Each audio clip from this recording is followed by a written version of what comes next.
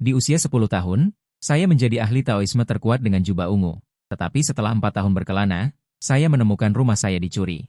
Kuil Tao yang dulu telah diubah menjadi kawasan wisata oleh pengembang yang tidak bermoral.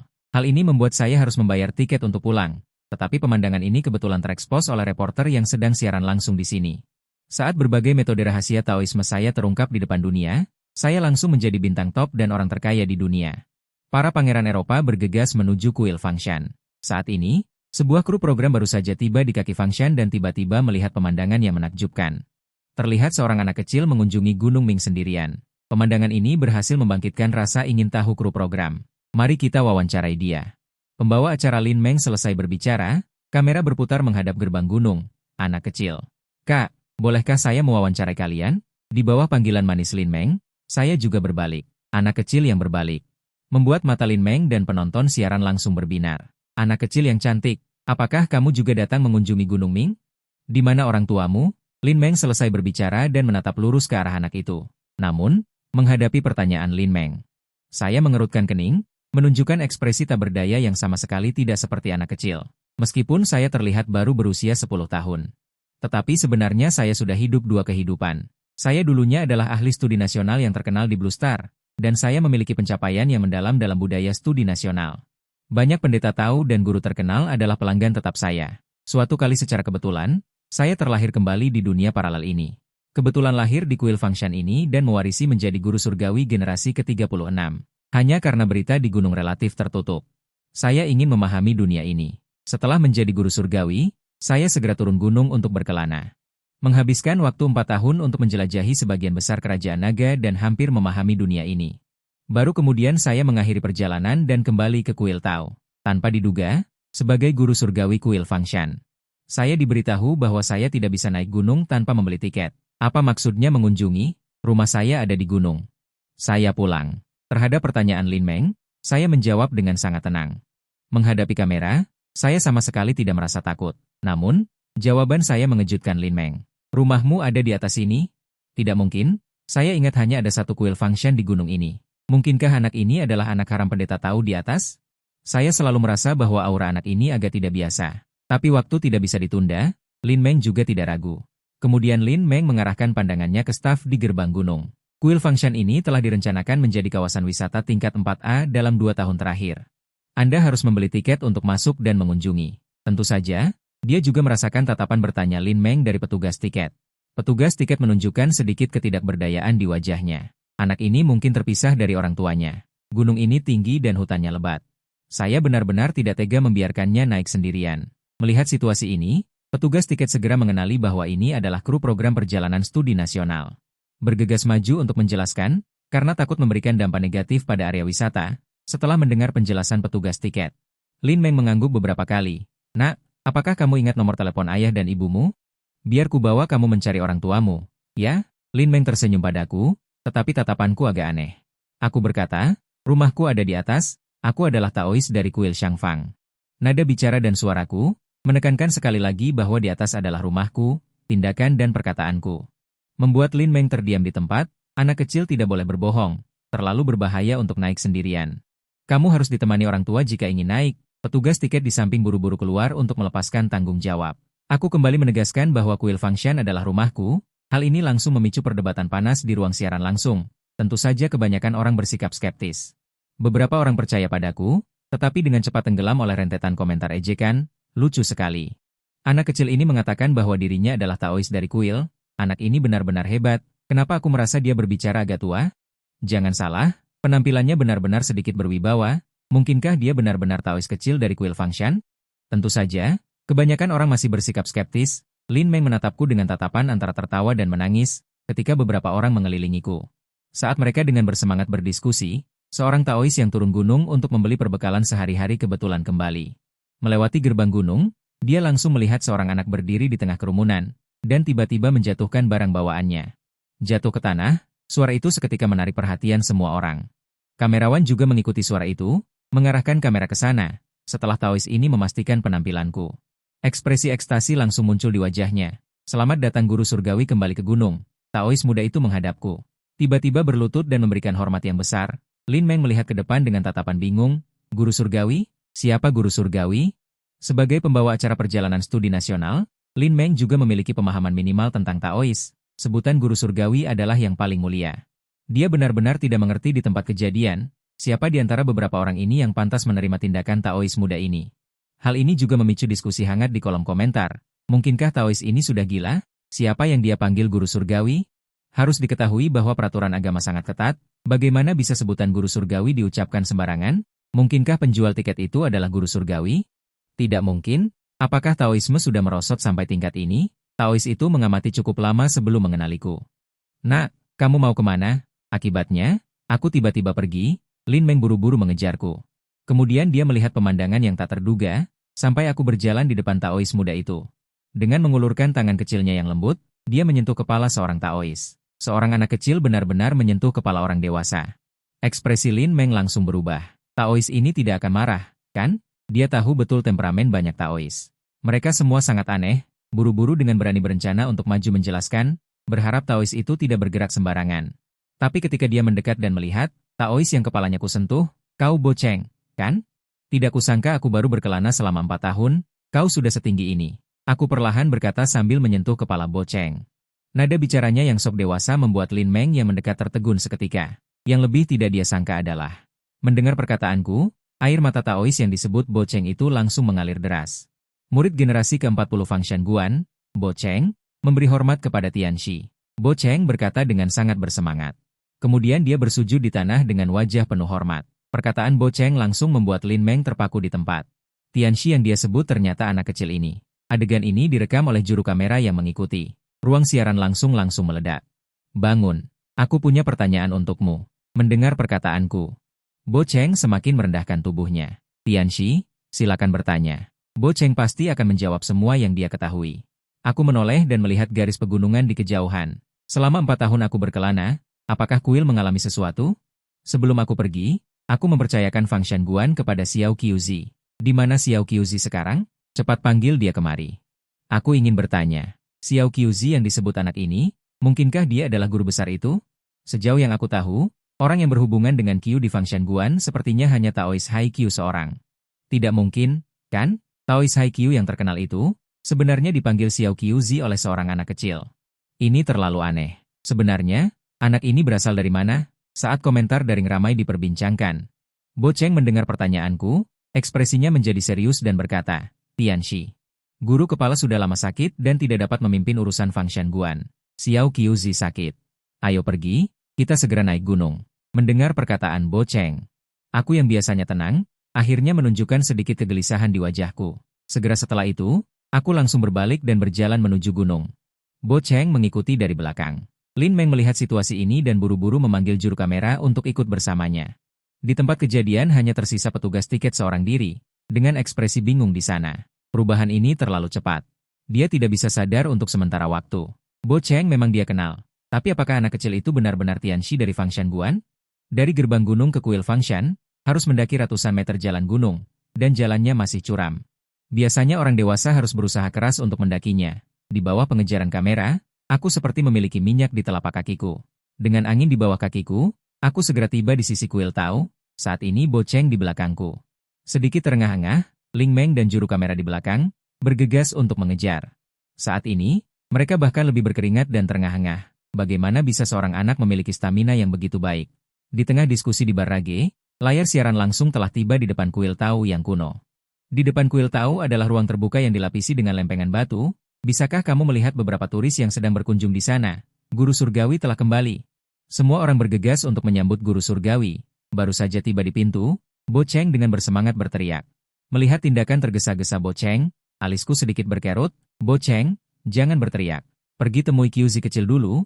Mendengar nada suaraku yang sedikit menyalahkan, Boceng dengan cepat menutup mulutnya. Lin Meng dan juru kamera saat ini, akhirnya memasuki kuil Fangshan. Di sekitarnya hanya ada beberapa turis yang tersebar.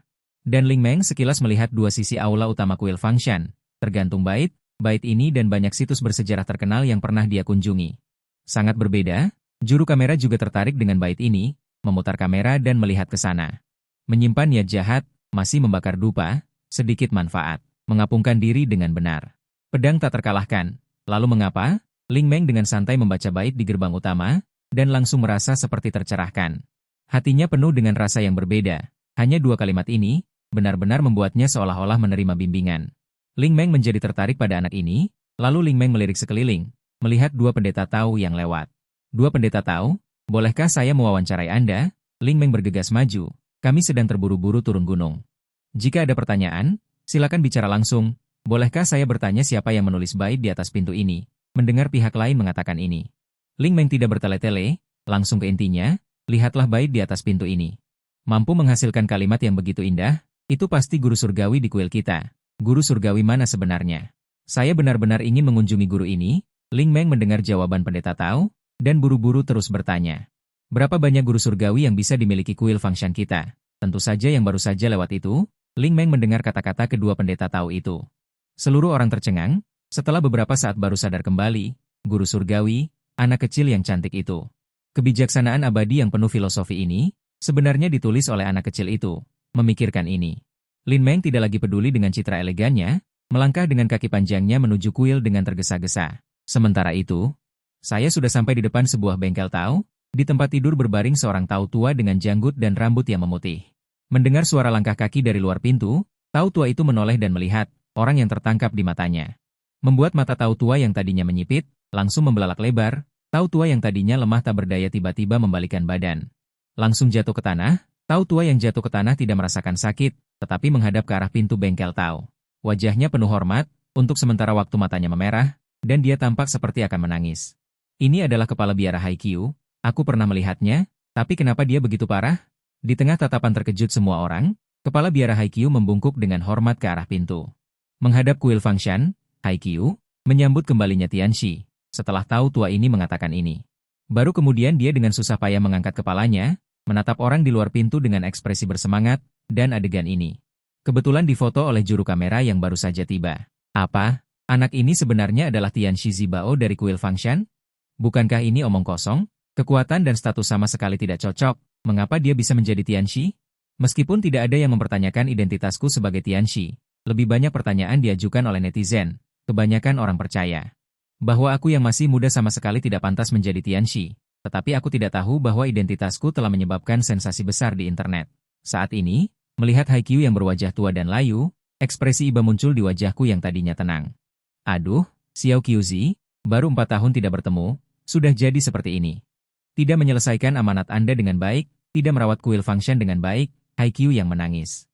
Menyalahkan diri sendiri dengan suara serak. Penyesalan Haikyuu membuatku merasa sangat sedih, sekarang aku sudah kembali. Serahkan urusan kuil padaku. Tugasmu saat ini adalah merawat dirimu dengan baik. Aku menghibur sambil membantu Haikyuu naik ke tempat tidur. Kamu berbaringlah dulu, aku akan memeriksa denyut nadimu. Melihat Haikyuu berbaring dengan baik, aku mengulurkan tangan kecilku yang putih dan lembut di pergelangan tangan kirinya. Adegan ini benar-benar lucu. Tentu saja difoto oleh juru kamera yang berdedikasi itu.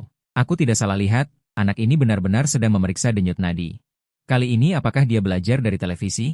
Penuh dengan ejekan yang kental di kolom komentar. Orang-orang memang percaya identitasku sebagai Tianxi. Tetapi tidak berarti mereka percaya pada kekuatanku. Menurut mereka, aku hanyalah seorang anak kecil yang telah menjadi anak kecil dengan status tinggi. Bagaimana mungkin anak sekecil ini mengerti ilmu kedokteran? Melihat rentetan komentar sinis yang terus bermunculan, Lin Meng juga menunjukkan sedikit rasa malu di wajahnya.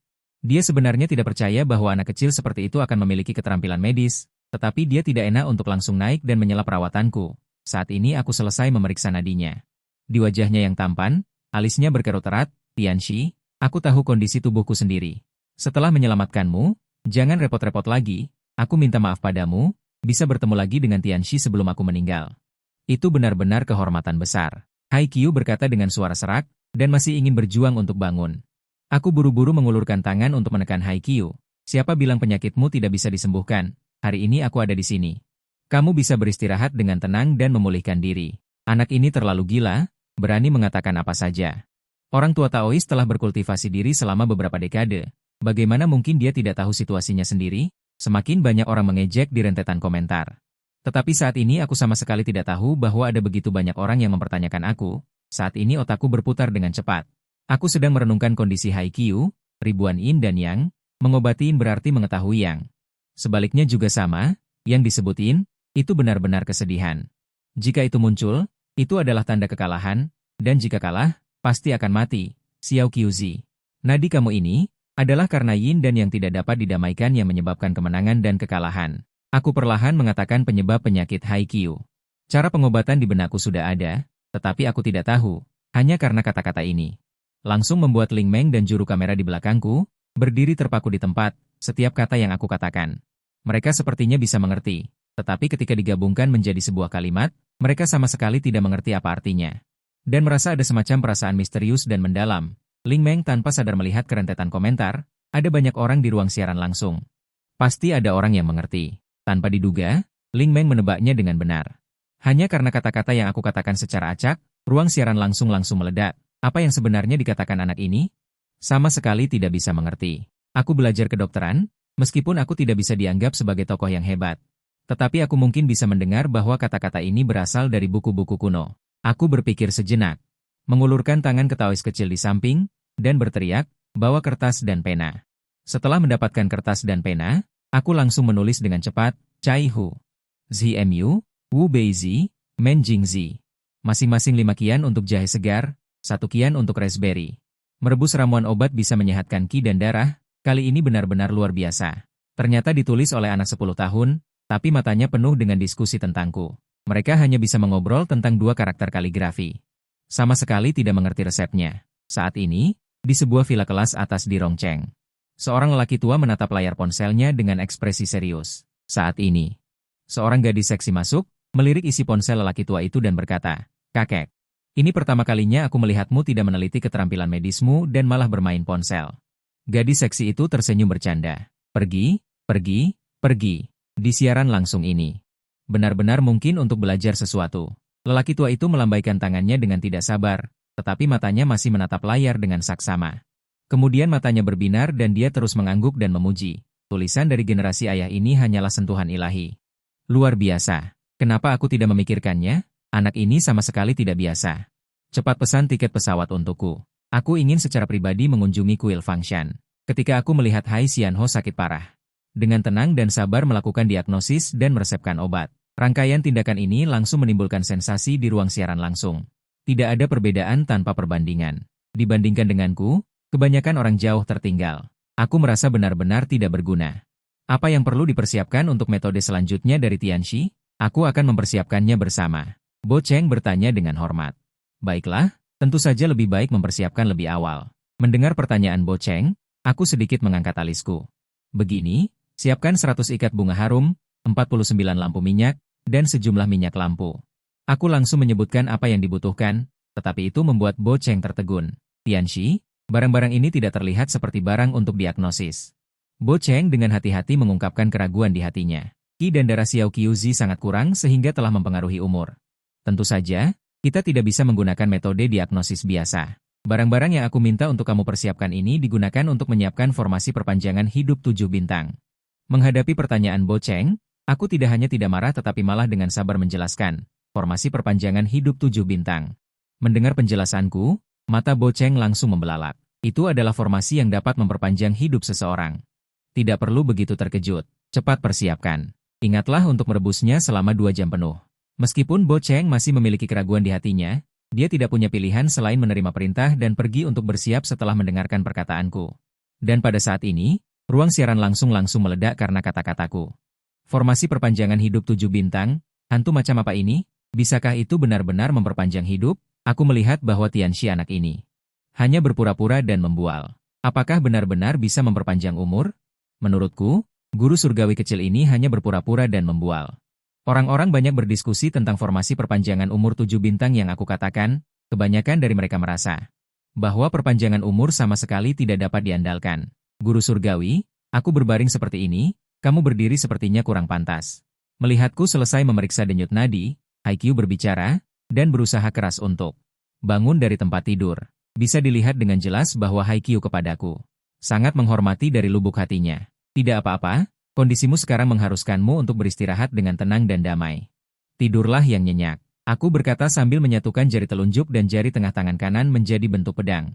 Dengan ringan mengetuk dadanya 2 kali. Haikyuu, yang tadi masih berusaha keras untuk bangun, langsung tertidur dalam sekejap mata. Adegan ini hampir membuat Lin Meng dan juru kamera sangat ketakutan. Jika bukan karena melihat dada Haikyuu masih naik turun berirama mengikuti napasnya, Mereka bahkan akan mengira Haikyuu sudah meninggal. Sial, operasi apa ini? Akupunktur? Aku belajar pengobatan Tiongkok.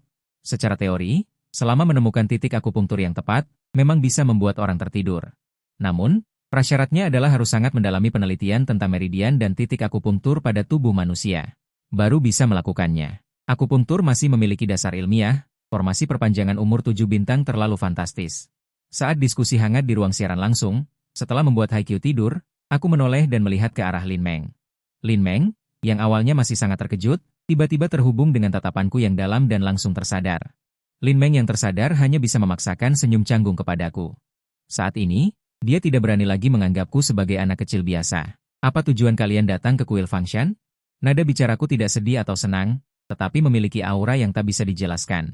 Halo, Guru Surgawi. Kami dari kelompok Lanmu Perjalanan Pembelajaran Nasional. Kedatangan kami ke kuil Fangshan kali ini bertujuan untuk merekam kehidupan sehari-hari para Taois dan mempromosikan budaya pembelajaran nasional. Mohon izinkan kami untuk melanjutkan syuting.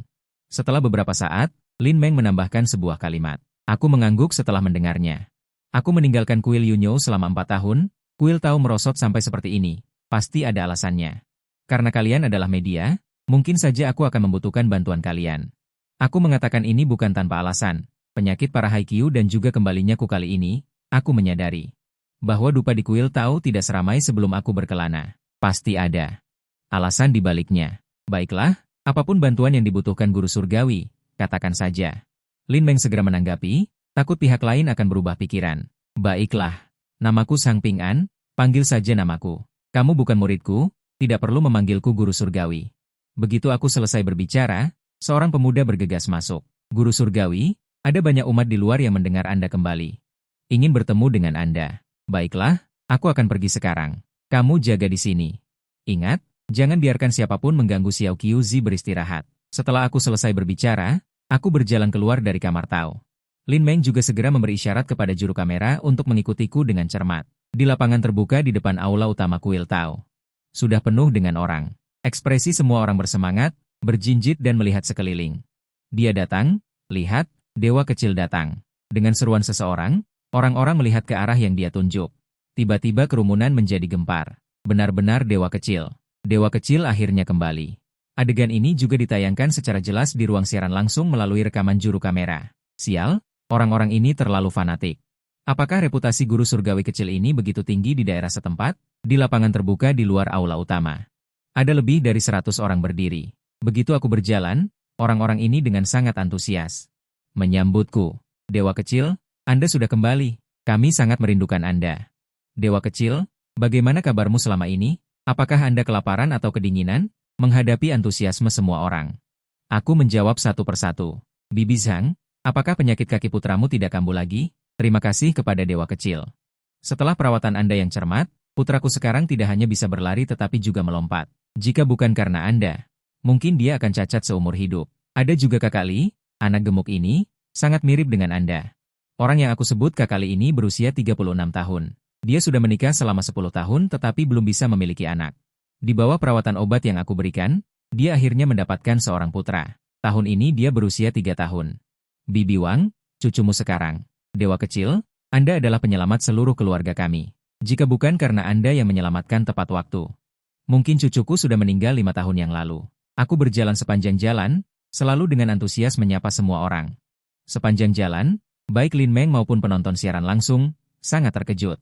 Terima kasih atas dukungan besar semua orang terhadap Fang Xiangguan selama ini, saya telah datang jauh-jauh. Setelah berinteraksi dengan ramah dengan semua orang, saya berdiri di depan aula utama dan memberikan pidato penutup. Seorang pria tua berusia sekitar 60 tahun perlahan keluar dari kerumunan. Dewa kecil, Anda baru saja kembali hari ini. Masih banyak orang yang belum sempat kembali. Akan ada lebih banyak orang yang datang menemui Anda besok, kata pria tua itu menatap saya dengan sangat hormat. Orang-orang juga tersenyum dan berbicara kepada anak yang polos itu dengan penuh semangat. Aku mendongak menatap awan senja yang memerah di langit. Hari sudah larut, karena semua orang sudah datang hari ini, sebaiknya kalian semua tinggal untuk makan malam vegetarian sebelum pergi. Hong Tao, minta ruang makan untuk menyiapkan makan malam vegetarian untuk semua orang. Aku mengalihkan pandanganku ke seorang pendeta Tao. Hong Tao ini adalah paman guru Bo Cheng. Dia khusus bertanggung jawab atas logistik kuil Tao. Namun, ketika mendengar kata-kataku, ekspresi wajah Hong Tao langsung tampak sedikit kesulitan. Dia juga berbicara dengan ragu-ragu. Alisku sedikit berkerut. Hong Tao, ikut aku. Setelah selesai berbicara, aku membawa Hong Tao ke samping. Hong Tao, apakah situasi di kuil saat ini tidak terlalu baik? Kamu bukan orang yang pelit untuk makan malam vegetarian ini. Aku menatap Hong Tao dengan ekspresi serius. Sejak mendaki gunung, aku sudah samar-samar merasa ada sesuatu yang tidak beres, tetapi sebelumnya aku sibuk menata Haichiu. Aku belum membahas masalah ini untuk sementara waktu. Dalam beberapa menit berikutnya, di bawah penuturan Hong Tao, aku akhirnya memahami situasi Fang Xiangguan saat ini. Aku telah menderita selama beberapa tahun aku tidak ada di sini. Karena aku sudah kembali, aku secara alami akan menangani masalah ini dengan baik. Makan malam vegetarian hari ini tetap harus dibuat. Aku juga akan mencari cara untuk menyelesaikan masalah di masa depan. Setelah melihat Hong Tao pergi, aku kembali ke depan aula utama. Banyak umat berbondong-bondong bertanya apakah aku menghadapi masalah. Aku tidak menyampaikan situasi yang aku pahami dari Hong Tao. Setelah tumbuh, kami mengobrol sebentar. Menghitung waktu, sepertinya sudah hampir waktunya. Aku membawa orang-orang menuju ruang makan. Lebih dari selusin meja telah ditata dengan rapi di ruang makan. Di setiap meja dengan tertib. Makanan vegetarian yang sangat sederhana disajikan. Dengan antusias aku menyambut, para umat berbondong-bondong duduk dengan gembira. Kalian berdua, aku duduk untuk makan sesuatu bersama. Tatapanku langsung tertuju pada Lin Meng dan juru kamera. Lin Meng tidak bereaksi untuk sementara waktu dan tanpa sadar menoleh. Ketika matanya bertemu dengan mataku yang sangat jernih, tubuhnya sedikit bergetar. Mata yang jernih itu tampaknya dapat melihat menembus hati orang. Meskipun makanan vegetarian di atas meja sederhana, itu memang membuatnya menghasilkan nafsu makan yang belum pernah terjadi sebelumnya. Tidak perlu, kan? Kami membawa makanan ringan sendiri. Meskipun dia sangat ingin makan, Lin Meng masih menolak dengan ragu-ragu. Tidak usah sungkan, dua orang hanya menambah dua pasang sumpit. Hong Yu, cepat ambilkan 2 set mangkuk dan sumpit untuk mereka berdua. Silakan duduk dan makan dengan tenang. Aku mengatur agar Lin Meng dan rekannya duduk, lalu menyapa umat lainnya.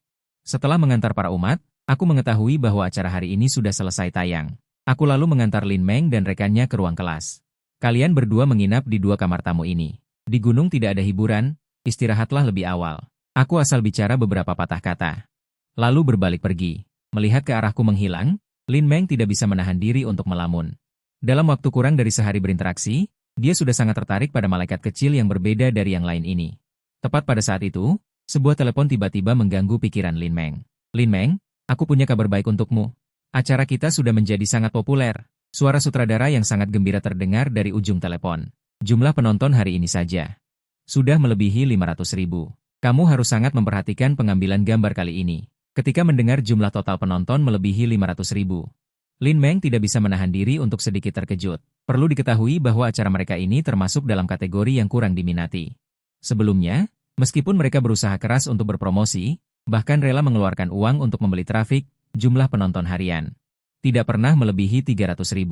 Namun hari ini, bahkan sebelum acara dimulai secara resmi, jumlah penonton sudah melebihi 500.000. Namun, dia juga sadar bahwa popularitas setinggi ini sebagian besar berkat malaikat kecil itu. Kontras yang ditunjukkan oleh malaikat kecil itu, perkataan dan tindakannya, semuanya menarik perhatian penonton. Benar-benar daya tarik yang luar biasa. Setelah menutup telepon, Lin Meng segera mengeluarkan tablet. Dengan cepat dia mengedit rekaman hari ini, dengan hati-hati memilih beberapa adegan yang menurutnya menarik. Lalu menggabungkannya dan mengunggahnya ke akun media sosialnya. Dalam video tersebut, seorang anak kecil dengan bibir merah dan gigi putih, yang tampak secantik boneka porselen, sedang melakukan berbagai tindakan yang jauh melampaui kemampuan anak-anak seusianya. Kontras yang ekstrim ini dengan cepat membuat video ini menjadi trending. Hanya dalam waktu setengah jam, video itu telah menerima puluhan ribu suka, dan angka ini terus meningkat dengan pesat, berdasarkan pengalaman Lin Meng. Jika terus berkembang dengan kecepatan seperti ini, hanya dalam waktu semalam, jumlah suka pasti akan menembus jutaan. Anak yang sangat lucu, aku sangat menantikan penampilannya besok. Banyak penonton sudah menantikannya dengan penuh semangat. Dengan penuh harapan menantikan penayangan acara perjalanan ilmu pengetahuan nasional keesokan harinya. Di kedalaman kuil Fangshan, ada jalan setapak yang terpencil. Aku dengan lembut mendorong pintu hingga terbuka, sebuah suara segera terdengar di telingaku. Misi perjalanan awan selesai, mendapatkan derajat malaikat. Mendengar suara notifikasi ini, senyum cerah langsung terpancar di wajahku setelah aku mewarisi posisi malaikat 4 tahun lalu. Aku segera memulai pengembaraan selama 4 tahun untuk menyelesaikan tugas ini. Sekarang 4 tahun telah berlalu. Aku kembali ke jalan malaikat lagi, dan tugas akhirnya selesai dengan sempurna. Sistem promosi ini akan memberikan penghargaan berdasarkan dampak yang ditimbulkan oleh penyelesaian tugas. Tugas yang diselesaikan dalam 4 tahun. Hadiahnya memang sangat kuat, mendapatkan tugas baru, selamatkan Haikyuu. Mempromosikan kuil Fangshan. Suatu pagi, Lin Meng, yang masih tertidur, terbangun oleh ketukan pintu yang mendesak. Tetapi dia tidak merasakan ketidaknyamanan setelah dibangunkan. Seolah-olah dia bangun secara alami. Lin Meng dengan cepat berpakaian dan membuka pintu. Seperti boneka porselen. Aku berdiri dengan tenang di luar pintu. Nyonya Lin, sudah waktunya pagi. Ini perlengkapan mandi. Sambil berbicara, aku mengulurkan tangan kecilku yang putih dan menyerahkan 2 set perlengkapan mandi. Terima kasih. Lin Meng menerima perlengkapan mandi dan hatinya tidak bisa menahan diri untuk terkejut. Seorang anak berusia 10 tahun ternyata sangat disiplin. Memikirkan hal ini, hatinya tanpa sadar merasakan sedikit malu. Dia masih membutuhkan seorang anak kecil untuk membangunkannya. Ketika dia sadar kembali, sosokku sudah berangsur-angsur menjauh. Pada saat ini, pintu kamar sebelah perlahan terbuka. Kak Liu, selamat pagi. Lin Meng menyapa dengan senyum. Orang yang dia panggil Kak Liu adalah juru kamera. Perjalanan studi nasional ini baru saja dimulai. Para tamu belum tiba. Saat ini, hanya pembawa acara Lin Meng dan juru kamera Liu Yu yang tiba di lokasi. Selamat pagi, Xiao Meng. Tempat tidur di kelas ini nyaman sekali untuk tidur. Aku bangun pagi-pagi sekali tetapi tidak merasa tidak nyaman sama sekali. Liu Yu juga menyapa dengan antusias. Setelah keduanya bertukar sapa beberapa kalimat, mereka mulai mencuci diri masing-masing. Lin Meng, yang baru saja selesai mencuci diri, tiba-tiba mendengar seruan dari kamar sebelah. Ada apa, Kak Liu? Lin Meng bergegas menghampiri dan bertanya dengan cemas, mengira Liu Yu mengalami bahaya. Xiao Meng, cepat buka ponselmu dan lihat ruang siaran langsung kita. Mendengar nada bicara Liu Yu yang agak mendesak, Lin Meng dengan kaku membuka ponselnya. Kemudian, dia juga dengan tidak percaya menutup mulutnya yang terbuka lebar karena terkejut. Ruang siaran langsung yang belum dimulai ternyata memiliki 100.000 orang yang menonton. Ini adalah jumlah orang yang menonton secara langsung. Berdasarkan pengalaman Lin Meng, perbandingan antara jumlah orang yang menonton secara langsung dan jumlah total penonton kira-kira 1:10. Dengan perkembangan situasi ini, jumlah penonton harian acara hari ini melebihi 1 juta. Sudah pasti, di bagian komentar. Komentar-komentar bermunculan dengan cepat, acara belum dimulai, orang-orang sudah mulai dengan antusias berdiskusi. Saat itu, telepon Lin Meng berdering. Itu panggilan dari sutradara. Baiklah sutradara, saya akan segera mulai siaran. Setelah menutup telepon, Lin Meng segera mendongak dan melihat ke arah juru kamera Liu Yu. Kak Liu, cepat siapkan peralatan syuting. Sutradara menyuruh untuk memulai siaran lebih awal. Siaran langsung akan dimulai dalam 3 menit. Selamat menyaksikan episode terbaru dari Perjalanan Studi Nasional. Hari ini mari kita terus mengikuti kamera, mengunjungi tempat-tempat yang penuh kejutan, arah Guan. Lin Meng baru saja selesai memperkenalkan acara. Sudah dibuat pusing oleh komentar yang memenuhi layar. Di mana malaikat kecilnya? Kenapa aku tidak melihat malaikat kecil? Malaikat kecil sedang mengambil permen untuk sarapan. Mari kita cari malaikat kecil sekarang. Setelah berkata demikian, Lin Meng memberi isyarat kepada juru kamera untuk segera pergi ke tempat pengambilan permen. Membawa mereka berdua ke depan aula utama, Lin Meng menunjuk ke suatu arah. Kak Liu, lihat ke sana. Juru kamera segera mengarahkan kamera, sesosok tubuh yang mengenakan jubah tau berwarna ungu, muncul di layar siaran langsung. Saya mengenakan jubah ungu dan tampil memukau, dengan aura yang kuat, Lin Meng membelalakan matanya saat melihat saya. Setelah saya berbicara, 7 Taois berjubah kuning di bawah tangga, perlahan naik ke atas. Lin Meng dan juru kamera juga gemetar ketakutan. Dengan hati-hati mengikuti, Lin Meng hanya merasa pandangannya tiba-tiba bersentuhan dengan mata jernih saya itu. Kemudian, saya tersenyum ramah dan berjalan ke arah Lin Meng. Dengan perhatian menanyakan bagaimana istirahat mereka berdua kemarin. Membuat pikiran Lin Meng tenang, dia dengan berani menanyakan banyak hal tentang pakaian jubah ungu yang saya kenakan. Dan saya hanya tersenyum tipis. Menjawab, pakaian hanyalah benda untuk menutupi tubuh. Tepat ketika Lin Meng tertegun, tiba-tiba sebuah suara perlahan terdengar. Lin Meng tidak bisa menahan diri untuk berseru kagum, komentar juga langsung terkejut, setelah berdandan. Lin Meng tiba-tiba menyadari, menemukan bahwa saya dan Taois berjubah kuning sudah masuk ke dalam aula. Seorang Taois berjubah hijau menghalangi Lin Meng dan juru kamera. Mengklaim bahwa malaikat dan paman guru sedang dengan hati-hati menyiapkan altar, membiarkan mereka untuk sementara waktu menonton di pintu. Lin Meng menyetujuinya. Juru kamera segera mengarahkan kamera dengan tepat ke aula utama. Terlihat 3 dewa murni dan 4 kaisar yang dipuja di dalam toko. Tanahnya dipenuhi dengan bunga-bunga. Saya dengan cepat berjalan di antara mereka untuk meletakkan lampu minyak. Setiap kali saya meletakkan lampu minyak, seorang Taois berjubah kuning akan duduk dengan kokoh di sampingnya. Seiring dengan berlanjutnya perekaman oleh kamera, diskusi di komentar semakin ramai, bahkan ada orang dari Taoisme yang secara jelas menunjukkan bahwa formasi ini bukanlah formasi 7 bintang biduk utara, Lin Meng segera bertanya kepada saya. Saya dengan lantang menyatakan bahwa yang dipasang bukanlah 7 bintang biduk utara, melainkan biduk selatan yang mengatur kelahiran. Bintang ketujuh adalah bintang kehidupan orang yang memperpanjang umur. Formasi 7 bintang memperpanjang umur, meminjam api 6 bintang dunia. Datang bintang takdir Yuan Shen. Setelah itu aku berteriak saat yang tepat telah tiba. Saksikanlah. Aku benar-benar pengaturan Nantou. Terlepas dari menang atau kalah, yang menyerang duluan adalah impianku. Ini benar-benar formasi perpanjangan hidup 7 bintang yang telah lama hilang dari Taoisme. Tak disangka hari ini muncul kembali di dunia. Aku meminta maaf atas perkataanku tadi, karena ilmu tauku terlalu dangkal, sehingga tidak dapat mengenalinya pada awalnya. Di antara rentetan komentar, murid kuil Qianyun setelah mendengar penjelasanku, buru-buru mengakui kesalahannya. Beberapa rentetan komentar ini langsung membuat mata Lin Meng berbinar. Dia buru-buru menebalkannya dan meletakkannya di atas. Entah kenapa, pada anak kecil yang baru berusia 10 tahun ini seolah-olah ada kekuatan magis yang ajaib, yang membuat orang tanpa sadar mempercayainya. Tepat ketika dia dipertanyakan tadi, hati Lin Meng juga ikut merasa tidak nyaman. Dan saat ini keraguan itu dapat diklarifikasi. Lin Meng merasa seolah-olah ada batu berat yang jatuh di hatinya. Tiba-tiba terasa jauh lebih ringan. Semuanya lihat cepat, pendeta dari kuil Qianyun itu berbicara lagi. Pendeta itu bahkan mengakui bahwa dia salah lihat, bahkan meminta maaf. Ini adalah pengakuan dari rekan seprofesi. Mungkinkah formasi perpanjangan hidup 7 bintang itu benar adanya? Seiring dengan pernyataan murid kuil Qianyun sekali lagi, seluruh area rentetan komentar langsung mendidih. Saat ini di depan aula utama, aku berteriak dengan keras, saksikanlah, tanpa ragu-ragu melangkah masuk ke dalam aula utama. Tepat saat aku melangkah masuk ke dalam aula, sebilah pedang persik jatuh dari langit, aku dengan cepat mengulurkan tangan dan menangkapnya. Adegan ini secara alami menyebabkan banyak keterkejutan pada penonton siaran langsung. Aku memegang pedang persik di tangan kanan. Dengan cepat berjalan ke depan aula utama, tangan kiri mengambil jimat kuning di atas meja persembahan, berbalik menghadap formasi 7 bintang yang telah disiapkan.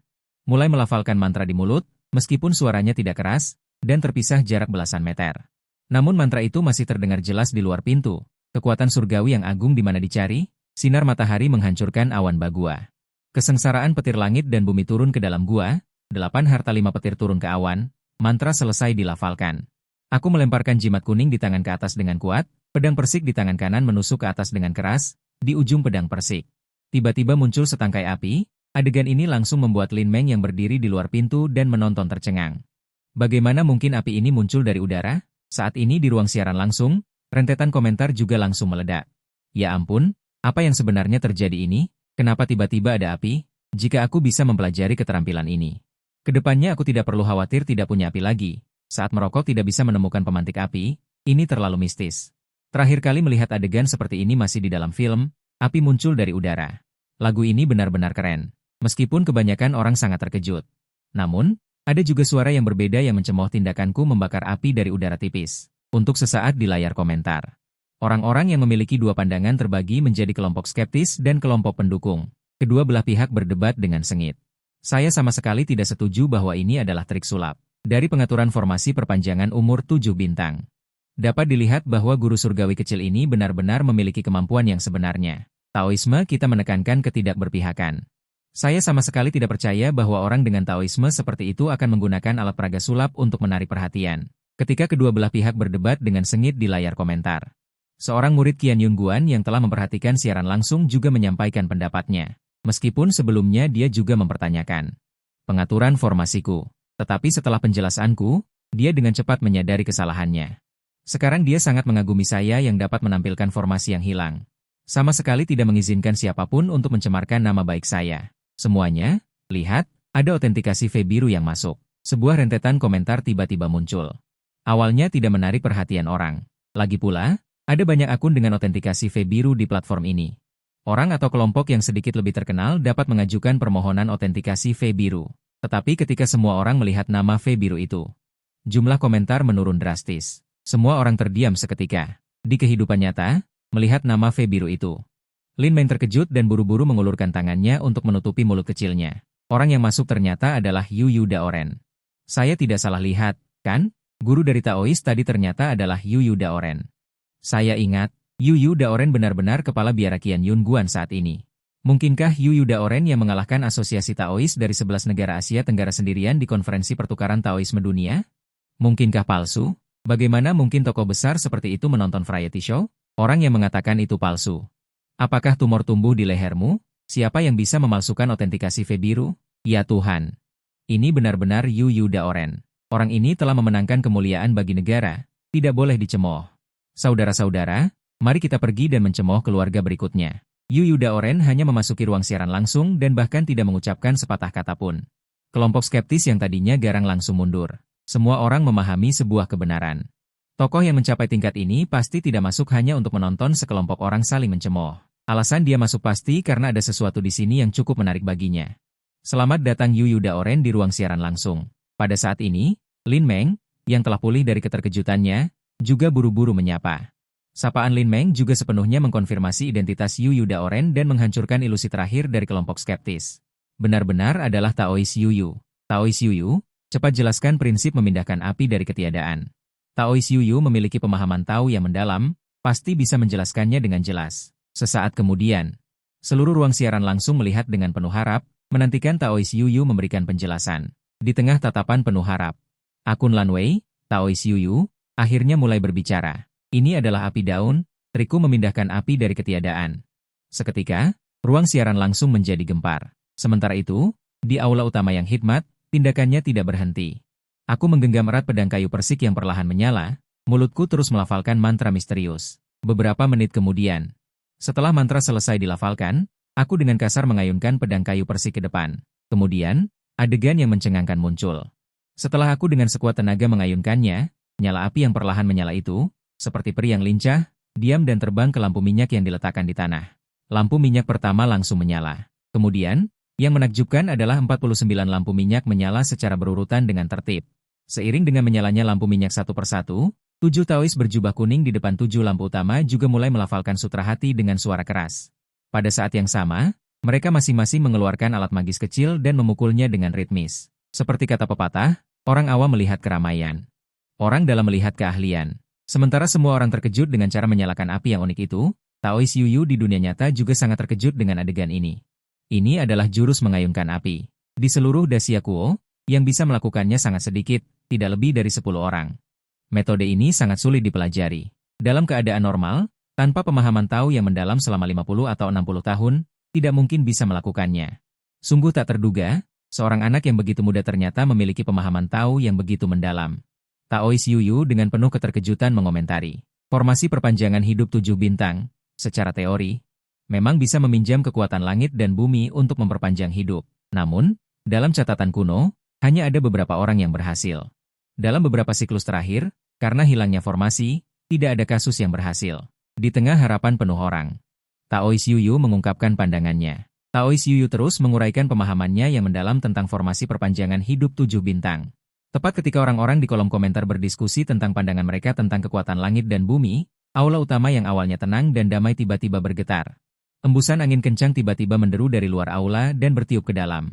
Kelopak bunga yang awalnya ditata dengan cermat di tanah benar-benar tersapu tanpa ampun. Juru kamera dengan cepat mundur selangkah dengan panik dan dengan cepat memberikan close-up ke langit. Langit yang tadinya cerah dan cerah, saat ini menjadi gelap tanpa peringatan. Angin kencang yang menderu. Seolah-olah memiliki mata, dengan panik masuk ke aula dari pintu toko. Angin yang masuk ke aula juga tidak menghilang pada saat pertama, tetapi melingkari aula dan berputar ke atas seperti tornado. Kelopak bunga yang terangkat juga mengikuti putaran ke atas dengan erat. Sesaat, kelopak bunga yang berkibar bebas terlihat di mana-mana di aula utama. 49 lampu minyak yang awalnya menyala dengan tenang dan stabil juga mulai bergoyang ke kiri dan ke kanan dengan hebat karena angin kencang. Berkelip tanpa henti, seolah-olah akan padam dalam angin kencang kapan saja. Taois Yu Yu, Anda baru saja mengatakan bahwa formasi ini efektif dan dapat menggerakkan kekuatan langit dan bumi. Apakah ini berarti perpanjangan hidup telah berhasil? Haha, saya merasa kalian semua benar-benar membuat keributan besar. Sedikit gangguan saja sudah heboh. Saya baru saja memeriksanya dengan cermat. Kunci Fangshan terletak pada ketinggiannya yang mencapai 600 meter, tepat di celah gunung. Saat udara mengalir melalui celah gunung, jumlah udara relatif terpaksa melewati jalur yang lebih kecil. Dengan demikian, kemungkinan terbentuknya hembusan angin akan meningkat pesat. Melihat rentetan komentar yang terpana oleh fenomena yang tiba-tiba muncul ini, segera seseorang maju untuk memberikan penjelasan ilmiah. Setelah perkataan ini keluar, seketika, seluruh ruang siaran langsung menjadi sunyi. Hanya sesekali ada beberapa komentar acuh tak acuh yang lewat. Setelah beberapa saat, barulah seseorang memberikan tanggapan. Meskipun tidak jelas apakah yang dia katakan itu benar. Namun, rasanya sangat masuk akal. Jika pernyataan di atas dapat ditegakkan, maka penduduk setempat seharusnya dapat dengan mudah memprediksi kapan hembusan angin akan bertiup, dan sengaja memilih waktu ini untuk melakukan ritual. Jika perpanjangan hidup gagal nanti, itu sepenuhnya dapat disalahkan pada hembusan angin yang meniup lampu minyak. Orang di atas itu benar-benar sakit, kan? Ini awalnya adalah urusan kuil tahu orang lain. Mengapa perlu sengaja melakukan ini untuk menarik perhatian Anda? Orang yang hatinya kotor, melihat apapun juga kotor. Seketika, dua suara yang sangat berbeda muncul di rentetan komentar. Kedua belah pihak segera mulai berdebat sengit. Baiklah, baiklah. Kalian semua jangan berdebat lagi. Bukankah Taoist Yuyu masih ada di sana? Serahkan urusan profesional kepada orang yang profesional. Oke? Benar, benar, Taoist Yuyu. Cepat keluar dan jelaskan apa yang sebenarnya terjadi saat ini. Saya tanpa syarat percaya pada Taoist Yuyu. Kemampuan Taoist Yuyu sangat terkenal. Semakin banyak orang di rentetan komentar yang menanyakan tentang Taoist Yuyu. Hembusan angin ini mengembun dan tidak menyebar di dalam kuil. Memang benar bahwa formasi telah menarik kekuatan langit dan bumi. Namun, seperti yang saya katakan sebelumnya, perpanjangan hidup pada dasarnya adalah tindakan melawan kehendak langit. Kekuatan langit dan bumi hampir tidak dapat ditangani oleh tenaga manusia. Saya melihat bahwa kali ini lebih banyak bahaya daripada keberuntungan. Pemadaman lampu minyak mungkin hanya masalah waktu. Ritual kali ini mungkin akan gagal. Menghadapi pertanyaan semua orang, Taoist Yuyu juga dengan sabar menyampaikan pandangannya. Dan dalam kata-katanya, dia juga memiliki sikap pesimistis terhadap ritual ini. Kelopak bunga berterbangan di aula utama, dan kecepatan api yang berkedip juga semakin cepat. Melihat nyala api ini akan padam. Saat itulah saya tiba-tiba bertindak. Awalnya saya berdiri di depan aula utama. Saat ini saya memegang pedang kayu persik. Dengan tegas melangkah ke dalam formasi perpanjangan hidup 7 bintang yang terdiri dari 49 lampu minyak. Melangkah ke dalam formasi, sosok saya berirama. Berjalan melintasi lentera, hatiku dipenuhi energi primordial. Hujan tak mampu memadamkan cahaya yang terang. Langit dan bumi berputar, perjalanan melalui Liu Jia, meskipun embusan angin terus menderu, langkahku terus bergeser dan bermanuver. Namun, mantra yang kuucapkan dengan jelas terdengar di telinga setiap orang melalui siaran langsung. Saat mendengar isi mantra itu, Taoist Yuyu yang duduk tegak di mahkota Qianyun tiba-tiba terkejut. Seolah tersambar petir, dia mulai mengetik di ponselnya. Kalian harus mengikuti langkah-langkah guru surgawi dengan cermat, terutama perhatikan 49 lentera di tanah. Melihat kata-kata Taoist Yuyu, orang-orang dengan cepat mengikuti instruksinya untuk mengamati dengan cermat. Setelah melihat ini, apa yang mereka temukan langsung membuat mereka takjub. Terlihat bahwa dengan embusan angin topan yang terus-menerus di dalam formasi, api dari 49 lentera juga bergoyang liar ke segala arah. Langkahku tampak tidak teratur, tetapi setiap langkah yang kuambil tepat muncul di arah api lentera yang bergeser. 49 lentera yang awalnya bergoyang liar dan mungkin padam, ternyata tidak pernah padam di bawah langkahku. Ini terlalu hebat. Apa aku tidak salah lihat? Seseorang di bawah angin topan memastikan 49 lentera tidak padam? Ini benar-benar kekuatan 1 miliar orang melawan kekuatan langit dan bumi. Istriku bertanya mengapa aku berlutut menonton siaran langsung. Aku menjelaskan semuanya. Sekarang dia berlutut bersamaku. Selesai. Selesai? Tidak bisa dijelaskan. Sepertinya beberapa episode lagi dari Menjelajah Ilmu Pengetahuan tidak akan membantu. Aku, dengan kekuatanku sendiri, menjaga 49 lentera agar tidak padam di bawah angin, langsung memicu kehebohan di area komentar. Di tengah diskusi hangat orang-orang, mereka memusatkan perhatian dan melihat api dari 49 lentera berkobar dengan ganas, bahkan lebih ganas dari sebelum angin. Dan lentera di dalam formasi yang mewakili bintang kehidupan Haikyuu, langsung dari nyala api, tumbuh menjadi api yang berkobar. Maafkan aku atas ketidaktahuanku, hanya bisa berkata, wow. Inikah pesona studi nasional? Aku langsung berlutut. Sulit dibayangkan. Seorang anak berusia 10 tahun dapat melakukan semua ini. Di area komentar, kebanyakan orang sangat mengagumiku. Tetapi di antara banyak komentar, tentu saja, ada juga beberapa. Hahaha, selesai. Anginnya sudah berhenti sekarang. Lampunya belum mati. Jika orang itu tidak bisa diselamatkan nanti, kita bahkan tidak bisa mencari alasan. Ucapan semacam ini jelas mencoba menarik perhatian, langsung membuat orang bingung. Ketika banyak orang dengan ekspresi serius bersiap untuk marah, sebuah suara kejutan tiba-tiba datang dari luar. Cepat lihat semuanya. Siapa yang datang? Teriakan ini langsung menarik perhatian semua orang. Kamerawan Liu Yu yang berdedikasi segera mengarahkan kamera keluar aula utama. Semua orang mengikuti arah kamera untuk melihat. Seorang Taoist tua berambut putih sedang berjalan menuju aula utama dengan langkah naga dan harimau. Para Taoist yang berlutut di tanah mengenakan jubah kuning, kini wajah mereka menunjukkan ekspresi yang sama. Ritualnya sudah selesai. Semuanya, silakan berdiri. Anda semua telah bekerja keras. Begitu saya selesai berbicara, saya dengan sungguh-sungguh memberi hormat kepada 7 Taois. FSHNG Wuliang. 7 Taois juga bangkit dengan rasa terima kasih dan membalas hormat saya. Tepat pada saat ini, sebuah teriakan mendesak datang dari luar. Orang-orang di kuil mendengar suara itu dan mencari. Mereka melihat seorang Taois berlari ke aula utama dengan tergesa-gesa. Orang ini adalah Taois Haiqiu, yang kemarin masih sakit parah dan sekarat. Saat ini, Haiqiu sama sekali tidak terlihat sakit seperti kemarin. Dia melompat-lompat seperti naga dan harimau. Adegan ini kebetulan dilihat oleh Lin Meng yang mengikuti dari belakang. Dan kamerawan Kiao En, dan juga ditampilkan dengan jelas di ruang siaran langsung melalui kamera kamerawan. Di mata lebih dari 200.000 penonton daring di ruang siaran langsung perjalanan studi nasional, sejak saya mengatur formasi perpanjangan hidup 7 bintang. Berbagai penampilan ajaib telah memicu diskusi hangat di platform. Jumlah orang yang daring, yang semula hanya lebih dari 100.000, juga hampir berlipat ganda menjadi 3 kali lipat. Pandangan dunia saya telah benar-benar runtuh. Bukankah seharusnya pergi ke rumah sakit ketika sakit? Begitu saja disembuhkan? Saya menyarankan Anda untuk tetap pergi ke rumah sakit ketika sakit. Bagaimanapun, orang-orang hebat seperti guru surgawi kecil. Lagi pula hanya sedikit. Hari ini saya terkejut sepanjang waktu. Mulut saya terbuka lebar dan belum pernah tertutup. Sekarang rahang saya terkilir. Apakah guru surgawi mau bertanggung jawab dan memperpanjang hidup saya beberapa tahun? Yang di atas, saya mendengar perhitungan Anda bahkan dari luar negeri. Efek perpanjangan hidup ini terlalu bagus, bukan? Kemarin dia bahkan tidak bisa bangun dari tempat tidur, hari ini dia bisa lari dan melompat. Di ruang siaran langsung, karena kemunculan Taois Haiqiu, orang-orang berdiskusi dengan antusias. Orang-orang beramai-ramai mengambil Taois Haiqiu. Perbandingan antara kemarin dan hari ini bahkan membuat orang menggali tangkapan layar siaran langsung kemarin sebagai referensi.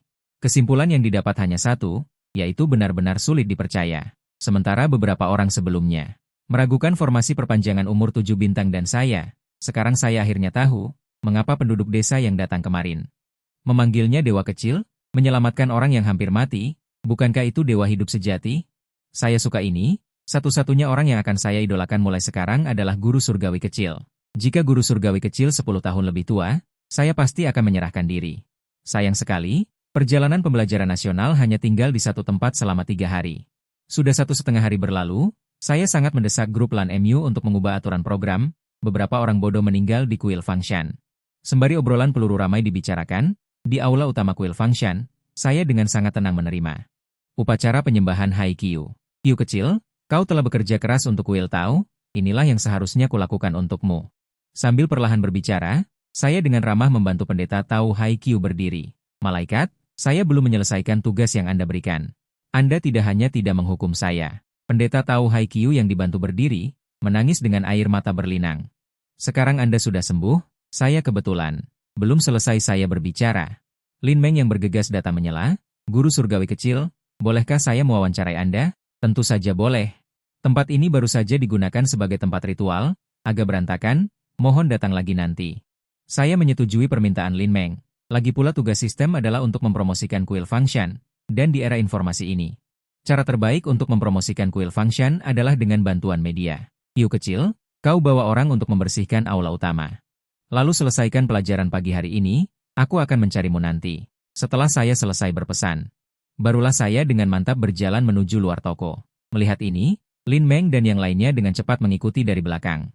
Di ruang tenang tertentu di kuil Fangshan, juru kamera Liu Yu telah dengan hati-hati menyesuaikan posisi kamera. Saya dan Lin Meng duduk berhadapan. Lin Meng duduk menyamping, dua kaki panjangnya yang memakai stoking hitam dengan elegan disilangkan, ramping dan seksi. Keduanya menarik perhatian banyak orang di ruang siaran langsung. Guru surgawi kecil terlalu imut dan menggemaskan. Saya merasa hati saya meleleh. Kecantikan Lin tak tertandingi. Setiap kali saya melihat kecantikan Lin dengan pria lain, saya pasti merasa cemburu. Tetapi hari ini saya tidak merasakan hal itu. Seiring dengan diskusi hangat di area komentar, Lin Meng juga membuka mulutnya. Guru surgawi kecil, undangan hari ini untuk melakukan wawancara adalah untuk menjawab beberapa keraguan penonton. Pertanyaan yang akan saya ajukan selanjutnya, jika ada hal yang kurang sopan, mohon dimaafkan. Lin Meng berkata sambil tersenyum. Sambil tersenyum menatapku, Taoisme menekankan inklusivitas dan toleransi. Nona Lin, jangan ragu untuk bertanya, aku menjawab dengan tenang. Wow, kalimat yang sangat artistik. Tapi entah kenapa aku merasa itu sangat cocok untuk Dewi Lin. Zhang Fen langsung mengeluarkan kalimat yang mengejutkan. Itu memicu diskusi hangat di kolom komentar, dan juga membuat mata Lin Meng bersinar. Baiklah, Mari kita mulai dengan pertanyaan pertama. Apa pendapat Anda tentang keberhasilan ritual perpanjangan hidup 7 bintang kali ini? Guru kecil, sebelum ritual. Apakah Anda yakin 100% berhasil? Setelah beberapa pertanyaan berturut-turut dari Lin Meng, kolom komentar di siaran langsung tiba-tiba menjadi sunyi. Orang-orang menghentikan apa yang mereka lakukan, menantikan jawabanku dengan penuh harapan. Perpanjangan hidup hanyalah berkah yang indah. Ritual ini hanyalah bentuk doa formal, kita tetap harus percaya pada sains. Jawabanku membuat Lin Meng dan orang-orang di siaran langsung tercengang. Aku tersenyum dan berbicara kepada semua orang dengan lancar. Menekankan untuk percaya pada sains, tetapi tidak ada seorang pun yang percaya penjelasannya. Lin Meng juga terhibur dengan jawabanku.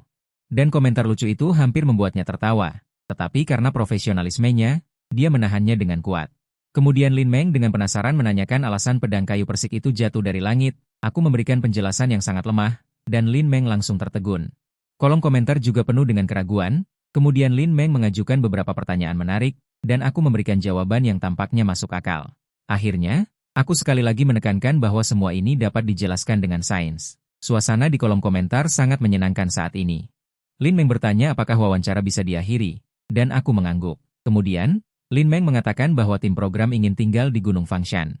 Tetapi persyaratannya adalah aku harus menyetujuinya.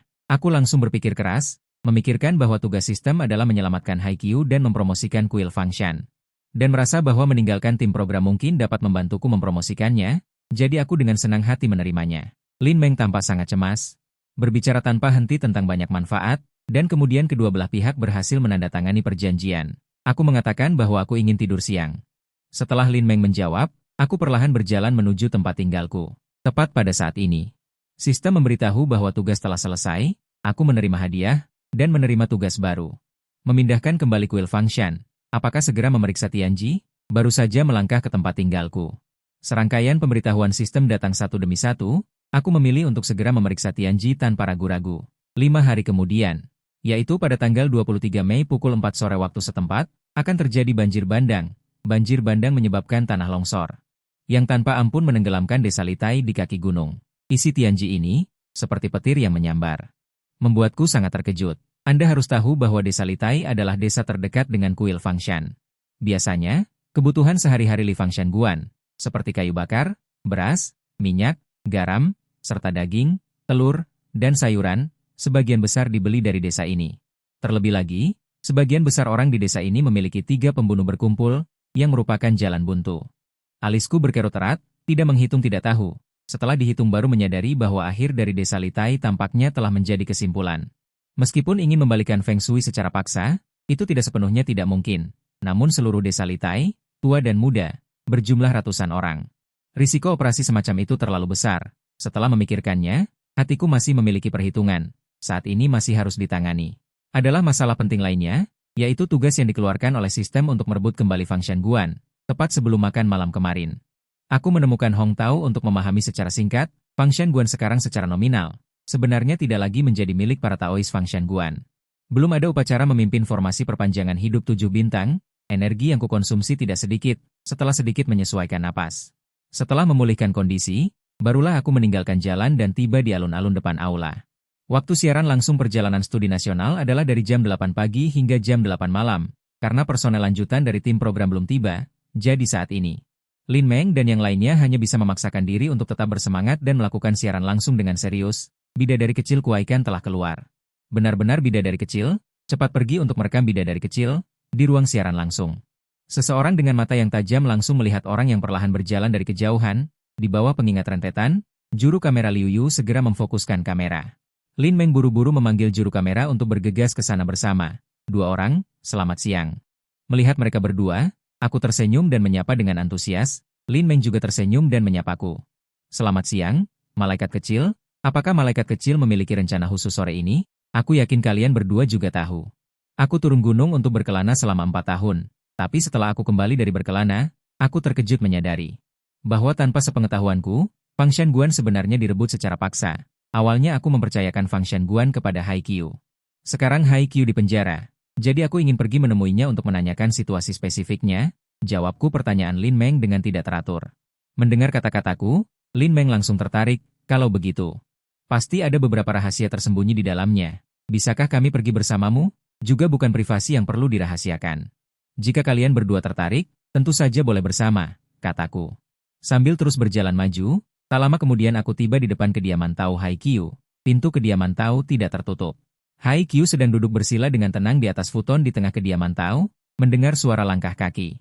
Haikyu membuka matanya dan melihatku di luar pintu, buru-buru bangkit dan memberi hormat dengan hormat. Malaikat, Anda datang. Tidak perlu terlalu dipikirkan, saya datang karena ada beberapa hal yang perlu saya pahami dari Anda. Sambil saya berbicara. Sambil berjalan masuk ke kamar. Malaikat, silakan katakan, saya pasti akan menjawab semua yang saya tahu. Saya akan mengatakan semuanya. Haikyu dengan cepat membawakan saya sebuah kursi. Sambil berkata, saya datang hanya ingin bertanya tentang Fang Shanguan. Apa yang sebenarnya terjadi selama saya pergi? Saya juga tidak sungkan, duduk dengan mantap di kursi, baru kemudian mulai bertanya. Mendengar pertanyaan saya, Haikyu menghela napas panjang. Malaikat, Anda harus menyalahkan saya. Pada tahun pertama Anda turun gunung untuk berkelana, saya jatuh sakit. Setelah saya jatuh sakit, saya menyerahkan semua urusan Dao Guan kepada murid tertua saya, Yongshuan, tetapi siapa yang tahu, sampai di sini. Emosi Haikyu jelas menjadi bersemangat, suaranya sedikit bergetar, jangan khawatir. Bicara perlahan saja, saya buru-buru mengingatkan, lagi pula Haikyu baru saja sembuh dari sakit parah. Tidak boleh terlalu bersemangat, Yongshuan itu sebenarnya berkolusi dengan orang luar, atas nama saya menjual Dao Guan kepada seorang pengembang itu bahkan mengeluarkan kata-kata kejam, entah Fang Shanguan melayaninya. Atau Fang Shanguan akan dihancurkan, Fang Shanguan adalah warisan yang ditinggalkan oleh leluhur, bagaimana saya bisa tega melihatnya dihancurkan? Saya hanya bisa dengan menyesal menyetujui persyaratannya, masalah ini disebabkan oleh saya, bahkan jika saya mati 10.000 kali pun tidak cukup untuk menebus kesalahan. Hanya kasihan pada para murid junior itu, selama beberapa tahun terakhir ini, mereka tidak sedikit dilecehkan oleh pengembang itu. Haikyu, orang tua renta ini, sampai di sini, air matanya sudah berlinang. Napasnya tersengal-sengal. Sial, bagaimana bisa ada pengembang seperti ini? Benar-benar terlalu tercela. Harus diungkapkan, terlalu menjijikan, malaikat kecil harus memberinya pelajaran. Dukung malaikat kecil, jika malaikat kecil membutuhkan, saya siap kapan saja, di ruang siaran langsung.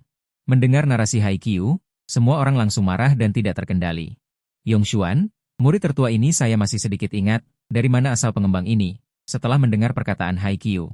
Saya sedikit mengangguk, bertanya dengan ekspresi serius, pengembang ini bernama Zhu Dinggui. Haikyu langsung menyebutkan nama pengembang itu, dan nama ini, seketika menyebabkan keterkejutan di antara orang-orang di ruang siaran langsung. Apa? Ternyata Zhu Dinggui. Ya ampun, Zhu Dinggui ini adalah orang yang kejam, ternyata Zhu Dinggui. Tidak heran berani begitu mendominasi. Siapa sebenarnya Zhu Dinggui ini? Mengapa reaksi kalian begitu besar ketika mendengar namanya?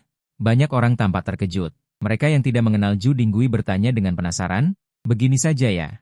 Di wilayah Jiangcheng ini, kejahatan merajalela dan sangat jahat, kedua hal ini seolah-olah dibuat khusus untuknya. Saya ingat beberapa tahun lalu, orang ini benar-benar menghancurkan paksa sebuah kuil yang sudah diperjualbelikan. Hanya untuk membangun kolam renang kompleks perumahan yang dibangunnya. Orang ini di Jiangcheng tempat Fang Shanguan berada, benar-benar bisa disebut sebagai tokoh kejam yang tak seorang pun berani memprovokasi. Orang-orang yang mengenal Zhu Dinggui menjelaskan satu persatu di kolom komentar, berbagai contoh perampasan paksa terus bermunculan, membuat orang yang melihatnya tidak bisa menahan diri untuk merasakan getaran di dalam hati. Lin Meng melihat isi kolom komentar yang dengan cepat berlalu, alisnya tidak bisa menahan diri untuk sedikit berkerut, sesuai dengan deskripsi di kolom komentar. Zhu Dinggui ini benar-benar tidak mudah untuk dihadapi. Guru surgawi kecil, jika Anda ingin mendapatkan kembali kepemilikan Tao Guan, saya dapat memberi Anda bantuan hukum. Seorang teman saya bernama Zhang San, sangat ahli dalam bidang hukum.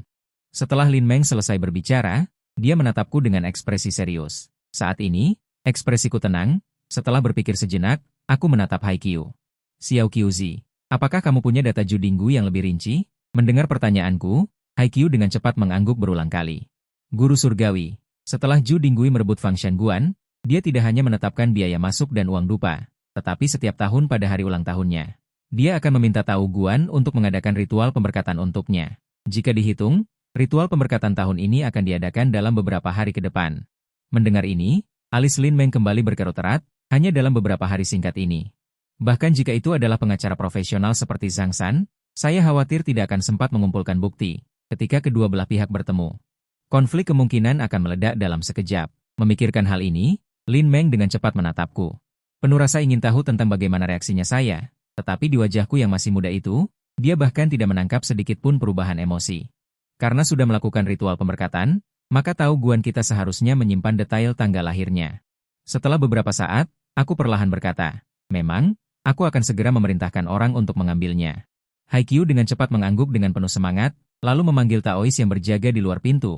Taois itu mendengarkan instruksi Haikyu. Dengan tergesa-gesa berjalan keluar dari kamar Tao, menerima dekret kekaisaran yang diserahkan Taois dengan hormat, aku dengan cepat meliriknya. Kemudian menyerahkannya kembali, bawakan aku pena jari. Mendengar perintahku. Haikyu dengan cepat mengambil pena jari sendiri. Nona Lin, maaf, apa yang akan saya tulis selanjutnya tidak pantas untuk dipublikasikan. Mohon maafkan saya. Aku mengingatkan Lin Meng. Setelah Lin Meng mendengar ini, dia mengangguk cepat tanda mengerti, lalu aku mengambil pena dan dengan cepat menulis sesuatu.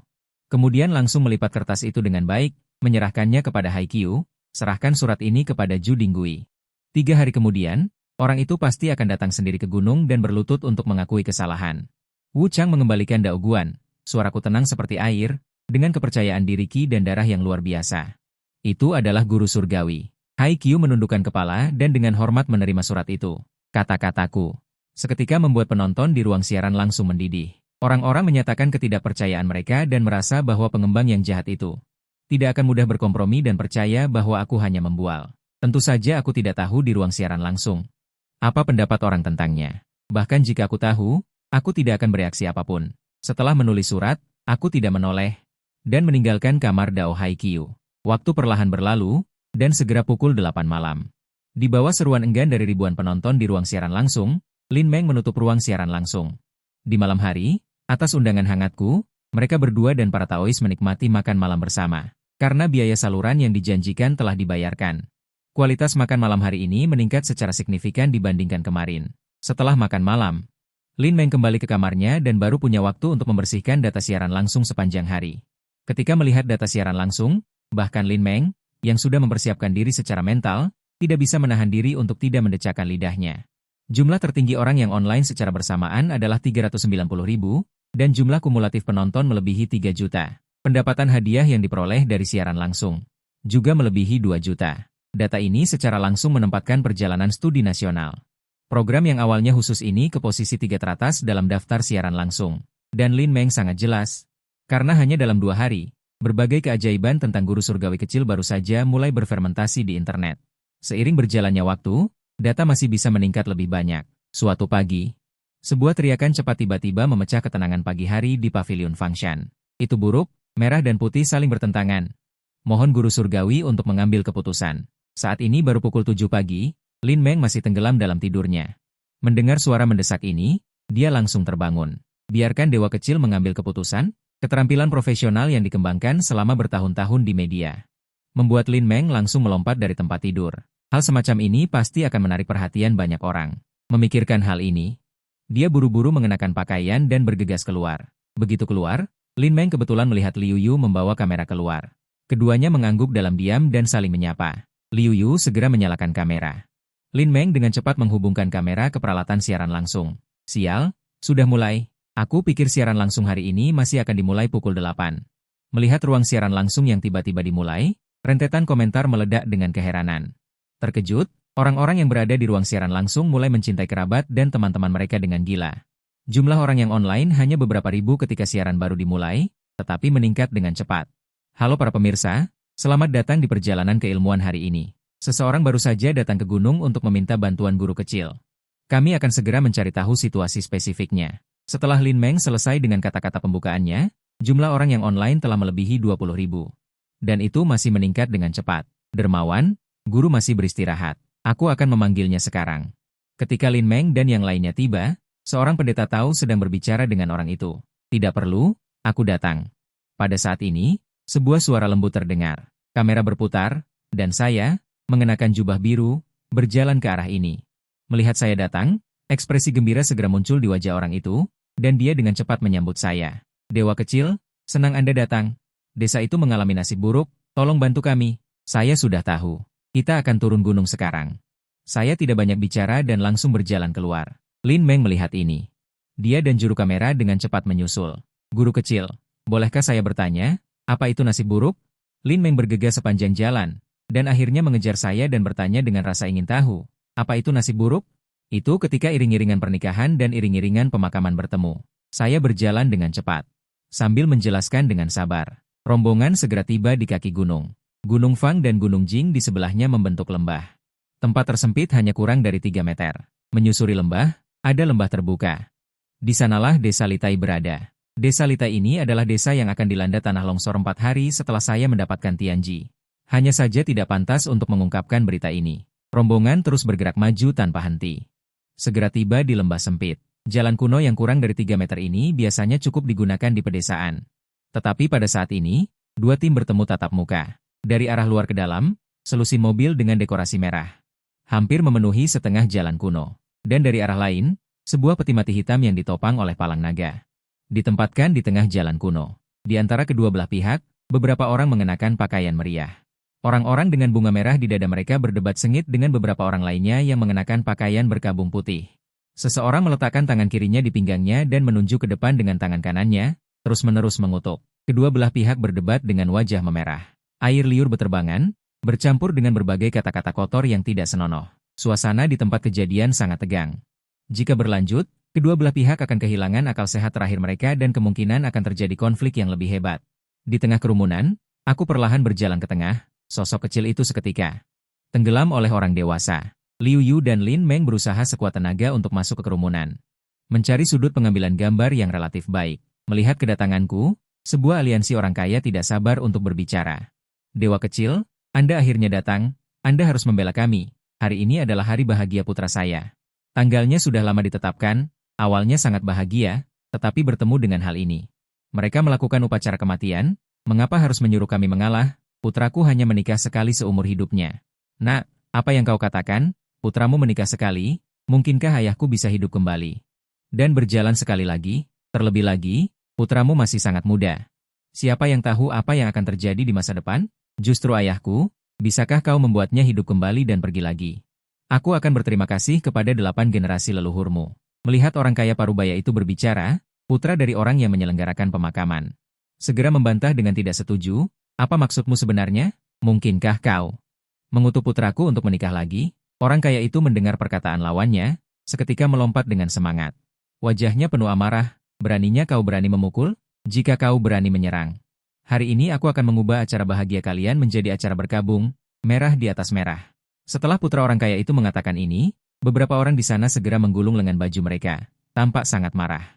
Lin Meng melihat ke samping, tidak bisa menahan diri untuk tidak mengerutkan kening, melihat sikap kedua belah pihak yang tegang.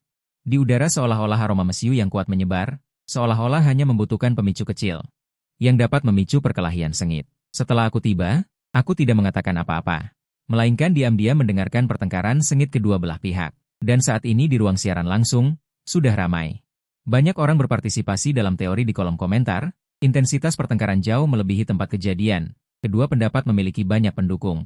Kedua belah pihak tidak dapat meyakinkan siapapun. Sikap kedua belah pihak di tempat kejadian sangat tegas, tidak ada pihak yang menunjukkan tanda-tanda mundur. Tepat pada saat ini, seorang lelaki tua datang menghampiriku. Dewa kecil, saya benar-benar minta maaf. Merepotkan Anda untuk turun gunung, apa yang disebut hakim yang jujur sulit memutuskan urusan rumah tangga. Hal yang sulit ini benar-benar harus dewa kecil yang memutuskan. Orang tua ini adalah kepala desa Litaicun, Zhang Shoucheng. Pada hari pertama saya kembali ke kuil Fangshan, dialah yang membawa ratusan penduduk desa naik gunung untuk menemui saya. Di tempat kejadian ada puluhan orang. Dengan perhatian ketat dari hampir 100.000 orang di ruang siaran langsung, akhirnya aku perlahan berkata, Wang Lao, bolehkah saya melihat tanggal lahir dan jam lahir kedua belah pihak? Suaraku tidak terlalu keras atau terlalu pelan, cukup untuk didengar dengan jelas oleh semua orang. Ini adalah tanggal lahir dan jam lahir putraku, dewa kecil silakan periksa. Ayah pengantin pria yang tadinya diam segera berdiri dan menyerahkan sebuah dekret kekaisaran kepadaku. Dewa kecil, ini adalah tanggal lahir dan jam lahir ayahku. Di sisi lain, putra almarhum juga buru-buru mengeluarkan dekret kekaisaran. Hari ini adalah hari yang sangat penting bagi pihak Anda. Seperti kata pepatah, perdamaian menghasilkan kekayaan, sebaiknya kedua belah pihak tenang dulu. Biarkan saya melihat tanggal lahir dan jam lahir, pasti akan ada cara untuk menyelesaikannya dengan baik. Sambil menerima dekret kekaisaran yang diserahkan oleh kedua belah pihak, saya dengan tenang berkata, apapun yang Anda katakan, dewa kecil, saya akan mendengarkan Anda. Mendengar kata-kataku, kekerasan kedua belah pihak sedikit mereda. Pengantin pria melihat peti mati dan mendapatkan kekayaan. Dari tanggal lahir dan jam lahir Anda, dapat dilihat bahwa keberuntungan akan segera datang. Seperti kata pepatah, semakin penuh semakin rugi. Siapapun yang penuh akan meluap, sesuatu yang ekstrim akan berbalik, kebahagiaan Anda yang berlipat ganda ini masih penuh. Jika Anda ingin mempertahankan kebahagiaan besar ini, Anda harus menghilangkan kebahagiaan kecil itu. Kebetulan hari ini ada begitu banyak orang yang menyaksikan acara bahagia Anda juga harus membagikan sedikit uang kebahagiaan. Pertama-tama saya menghadap pengantin pria dan mengatakan beberapa kata dengan teratur. Pengantin pria mengangguk berulang kali. Baik, dewa kecil, saya akan mendengarkan Anda. Meskipun wajah pengantin pria menunjukkan keengganan yang jelas, dia tetap meminta seseorang untuk menyerahkan sekantong amplop merah dan mulai membagikannya di antara barisan pengantar jenazah. Setelah pengantin pria membagikan amplop merah, jelas terlihat ekspresi orang-orang di barisan pengantar jenazah berangsur-angsur mereda. Lin Meng menatap pemandangan ajaib ini dengan tak percaya. Tepat ketika semua orang merasa bahwa masalah ini telah saya selesaikan dengan sempurna, saya datang ke hadapan putra almarhum. Putra berbakti, hari ini Anda melakukan upacara pemakaman. Putih adalah lambang pembunuhan, bertemu merah di jalan dianggap sebagai tabrakan. Tabrakan hari ini dapat menghindarkan keluarga Anda dari nasib buruk yang akan datang. Seperti kata pepatah, lebih baik menghancurkan kuil daripada merusak pernikahan. Saya melihat waktu keberuntungan pengantin pria sudah dekat, tidak boleh ditunda.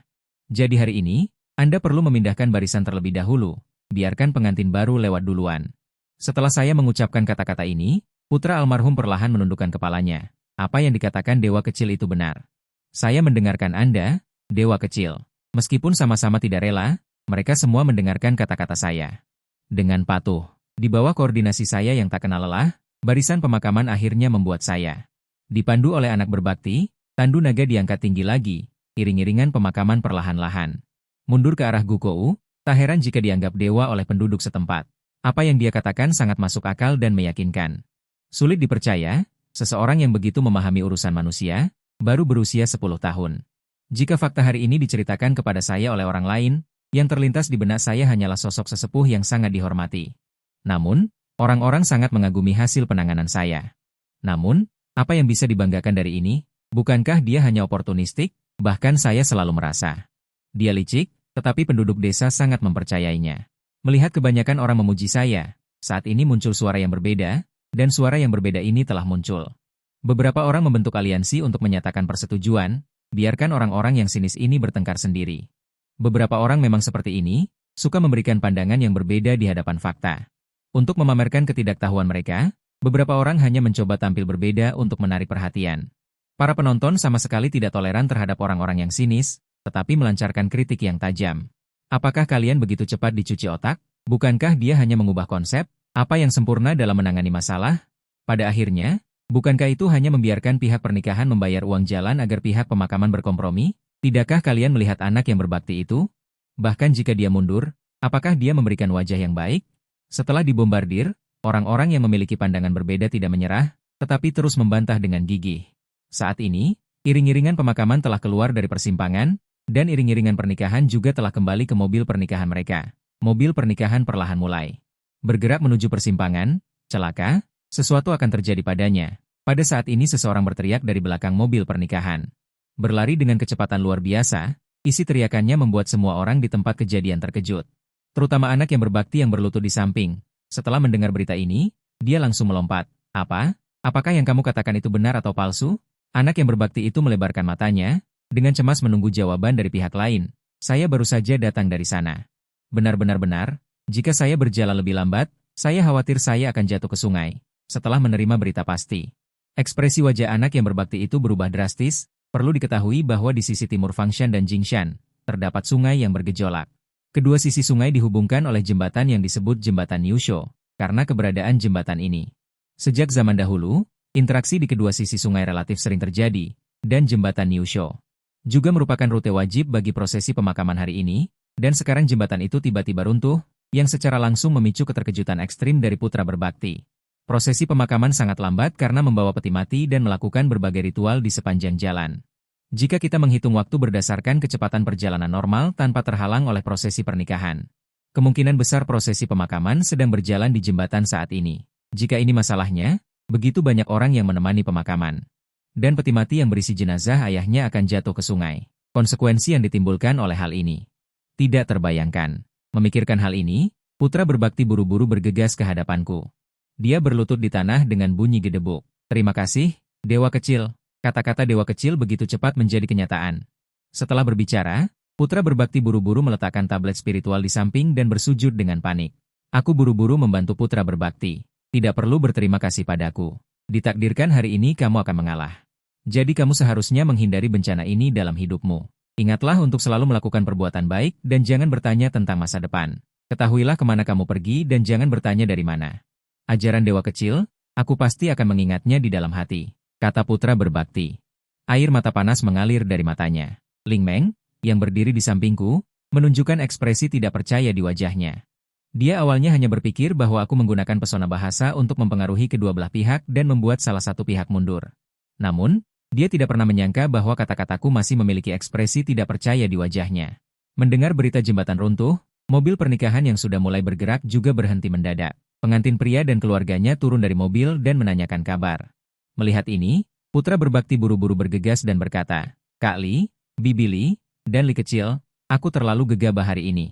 Aku dengan tulus meminta maaf atas tindakanku sebelumnya. Kita semua berasal dari desa yang sama. Apa yang perlu dimaafkan? Semua orang sedang marah saat itu. Kami juga salah. Bertemu hari ini adalah takdir. Di masa depan, kita harus lebih dekat dan lebih dekat lagi. Runtuhnya jembatan secara langsung memverifikasi perkataanku, dan juga membuat kedua belah pihak benar-benar tenang. Kemarahan di hatiku menghilang seketika, dan mereka semua merasa lega. Kedua belah pihak berbicara lagi. Tidak ada ketegangan seperti tadi. Sebaliknya, mereka semua mencari penyebabnya pada diri mereka sendiri. Dan di ruang siaran langsung. Juga dikejutkan oleh kejadian mendadak ini. Perhitungan ilahi. Ini terlalu akurat. Aku akan sangat percaya jika kamu mengatakan bahwa Tuan Surgawi kecil tahu bahwa jembatan itu akan runtuh. Aku langsung berlutut. Bagaimana kita bisa mempercayai sains dengan orang suci seperti itu? Baru saja dikatakan bahwa Tuan Surgawi kecil berspekulasi. Orang-orang yang mengubah konsep, cepat keluar dan mengaku bersalah. Ya. Orang-orang itu, sekarang jelaskan konsep ini, bagaimana tepatnya diubah. Celaka, informasi akun orang tadi masih bisa dilihat, sekarang langsung jadi akun pribadi. Namun kemarahan meluap, di satu sisi kagum dengan perhitungan doaku, di sisi lain dengan gila mencaci orang-orang yang tadi menyindirku. Saat itu, dalam siaran langsung, beberapa orang berjalan ke arahku. Dewa kecil, terima kasih sudah datang untuk menengahi kami hari ini. Hari ini anakku menikah, di desa sedikit terjadi perkelahian. Entah ada kehormatan atau tidak membiarkan dewa kecil menjadi saksi pernikahan. Konflik terselesaikan, awalnya muncul dengan citra menyeret dan memaki jalanan, ibu pengantin pria.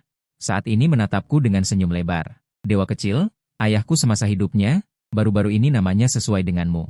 Jika pemakamannya bisa dipimpin olehmu, dia akan tersenyum di alam baka. Aduh, masalah besar.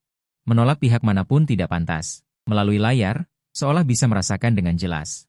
Aku merasa sangat malu untuk malaikat kecil. Kupikir malaikat kecil mungkin akan memilih pihak pernikahan. Bagaimanapun juga suasananya jauh lebih meriah. Tetapi jika memilih pihak pernikahan, bukankah itu berarti memandang rendah pihak yang mengadakan pemakaman? Bagaimanapun juga, apapun yang dipilih. Citra malaikat kecil sebagai orang baik hari ini, mungkin sulit dipertahankan. Pasti akan membuat salah satu pihak merasa sangat kecewa. Kedua belah pihak di lokasi kejadian berusaha sekuat tenaga mengundangku. Lin Meng di samping, diam-diam merasa gugup untukku. Dia bisa dengan jelas melihat bahwa kedua belah pihak tampak akur di permukaan, tetapi diam-diam bersaing di dalam hati. Jika aku tidak bisa memberikan jawaban yang memuaskan kedua belah pihak, hasil yang dicapai dengan susah payah tadi mungkin akan sia-sia dengan mudah. Namun, saat ini aku berdiri di tempat dengan tenang, menghadapi tatapan kedua belah pihak yang sedikit berharap. Terima kasih banyak atas undangan hangat kalian. Tetapi hari ini, gunungku masih memiliki beberapa urusan penting, aku khawatir aku benar-benar tidak bisa pergi. Tidak pergi ke kedua belah pihak. Ini terlalu tidak menghargai. Sebelumnya, aku merasa bahwa biksu kecil bertindak cukup dewasa dan berpengalaman. Bagaimana dia bisa melakukan kesalahan tingkat rendah seperti itu? Selesai. Tampaknya tidak menyinggung kedua belah pihak, tetapi sebenarnya menyinggung kedua belah pihak secara menyeluruh. Saat komentar-komentar berdiskusi dengan hangat, pihak-pihak terkait dari kedua belah pihak mendengar jawabanku, ekspresi mereka langsung berubah suram. Namun aku tetap tidak mengambil keuntungan secara tidak jujur, tetapi pasti akan mengirimkannya. Bisakah kepala desa menyiapkan nama untukku? Saat aku berbicara, aku melihat ke arah kepala desa Zhang Shoucheng di samping. Dewa kecil, aku akan segera mengambilkannya untukmu. Kepala desa Zhang Shoucheng segera berlari keluar dengan tergesa-gesa setelah mendengar permintaan itu. Tamu adalah yang utama. Melakukan kebaktian malam terlebih dahulu, tidak ada pendapat, kan? Aku menatap pengantin pria dengan tatapan bertanya. Pengantin pria buru-buru melambaikan tangan, aku mengangguk sebagai tanda hormat. Kemudian dengan cepat menulis di atas kertas putih, serangkaian gerakan yang lancar, hanya dalam belasan detik. Sebuah bait kaligrafi muncul di atas kertas, Taisan Kituihu, Wu Jiang Anyang. Zhang Renzen Ningjun, Woji Desing, Yiki Hecheng, setelah selesai ditulis. Aku menyerahkan kertas putih itu ke tangan putra mendiang, kehormatan Anda memiliki karakter mulia semasa hidupnya, patut dikagumi. Sayangnya, kali ini aku kembali, aku tidak bisa melihat wajah terakhirnya. Sekarang, dia telah pergi ke barat di usia 85 tahun. Menyaksikan Anda membangun keluarga dan memulai bisnis, itu bisa dianggap tanpa beban. Tolong berduka. Dewa kecil berterima kasih. Jika ayahku tahu Anda mengirimkan bait ini untuknya, dia pasti akan sangat bahagia. Setelah aku kembali, aku akan membingkainya dan menempelkannya di samping altar ayahku. Pria parubaya itu berkata, akhirnya tidak bisa menahan air mata kesedihan. Kecepatan menulis ini terlalu cepat. Aku belum melihat dengan jelas sudah selesai ditulis. Rasanya sangat kuat, tetapi apa arti spesifiknya?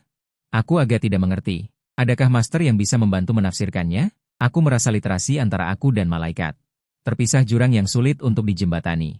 Setiap kata yang dia tulis aku kenal, tetapi ketika digabungkan, aku tidak mengerti apa artinya.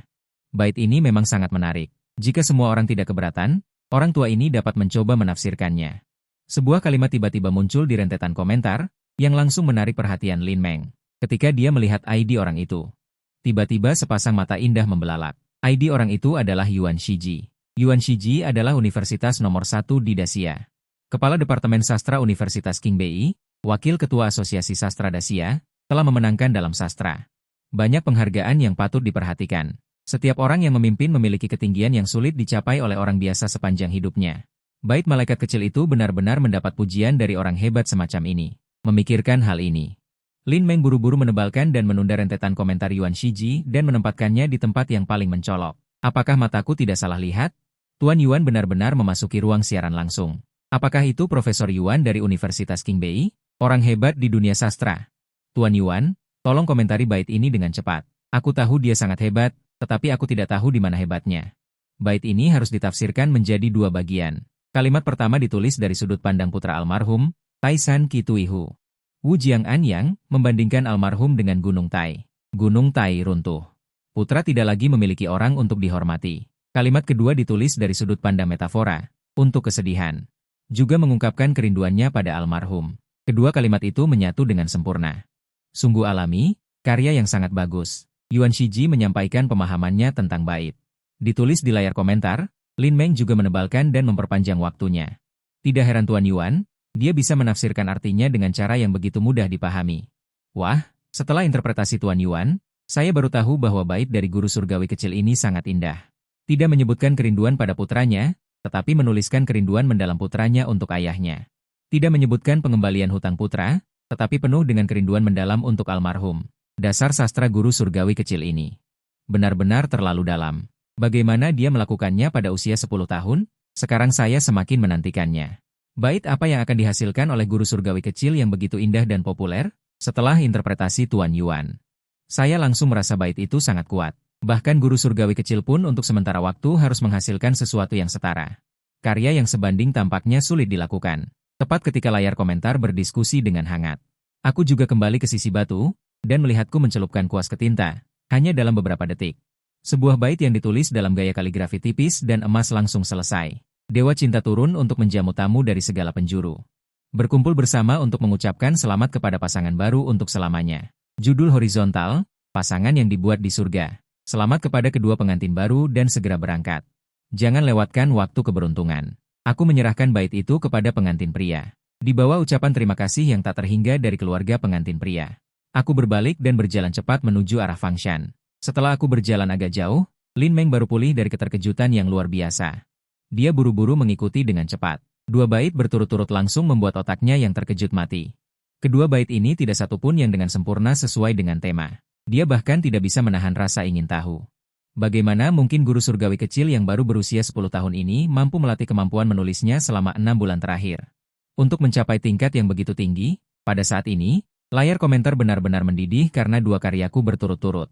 Bait perayaan ini sangat sempurna. Dewa cinta turun untuk menjamu, ditempel di gerbang. Baik pemilik maupun tamu memiliki wajah. Dibandingkan dengan bait itu, bait ini mudah dipahami. Aku bisa dengan mudah melihat makna di dalamnya. Dengan berkat pribadi dari Dewa Cinta. Kedua orang ini pasti akan sangat bahagia setelah menikah. Di sebuah apartemen di Universitas Tsinghua, Beijing. Hahaha, indah sekali, indah sekali. Bait perayaan ini tampaknya mudah dipahami, tetapi sebenarnya poin utamanya ada pada judul horizontal 4 karakter itu. Rumah yang dibuat sempurna oleh surga terlalu sempurna, ditambah lagi dengan tirai yang menghabiskan banyak uang, dasar sastra anak ini sangat dalam. Saya tidak percaya. Saya harus mengajak beberapa orang tua itu untuk mengagumi karya-karya ini bersama-sama. Yuan Shiji, yang berusia lebih dari 70 tahun, saat ini memiliki senyum cerah di wajahnya, seperti anak kecil yang menemukan mainan baru. Kemunculannya di ruang siaran langsung bukanlah kebetulan.